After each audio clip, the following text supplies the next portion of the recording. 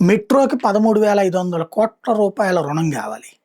దాన్ని అడిగితే కేంద్ర ప్రభుత్వం ఇచ్చేస్తే లోన్ చక్కగా తీసుకోమంటది. ఎట్లా? ఎఫ్ఆర్‌బిఎం నిబంధనల ప్రకారం.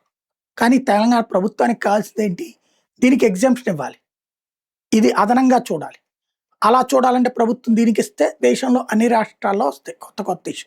ఇప్పటికే ఎఫ్ఆర్‌బిఎం నిబంధనలు అనుమతిస్తేనే ఇప్పుడు దేశం అప్పు 1,00,000 కోట్లు అంటే అందులో ఉన్నటువంటి దాదాపు 40,000 కోట్లు రాష్ట్రాల ప్రభుత్వాలు చేసిన అప్పులే. ఇక్కడ సమస్య అది. ఇప్పుడు దానికి సర్వేకి సంస్థలు పెడతారు. ఆ సర్వే సంస్థలు డిసైడ్ చేస్తాయి. వాస్తవంగా నిన్న కేటీఆర్ చెప్పుకొచ్చారు 30,000 కోట్ల రూపాయలు విలువైనటువంటి భూములు ఉన్నాయి. మరి అప్పుడు ఎందుకు అమ్మేసుకున్నట్టు వీళ్ళు 13,500 కోట్లకే? ఇంకోటి, ప్రభుత్వం అసలు ఏం చేయదలుచుకుంది అంటే మెట్రో స్థలాలన్నీ లాగేసుకోవాలనుకుంది అని కేటీఆర్ చెప్తున్నారు. ఇప్పుడు మెట్రో స్థలాలు అంత కాస్ట్లీ అయినప్పుడు ఈ ప్రభుత్వం వాటినే తాకట్టు పెట్టచ్చు కదా. అంటే ఆ తాకట్టు పెట్టడానికే ఇప్పుడు ప్రయత్నం.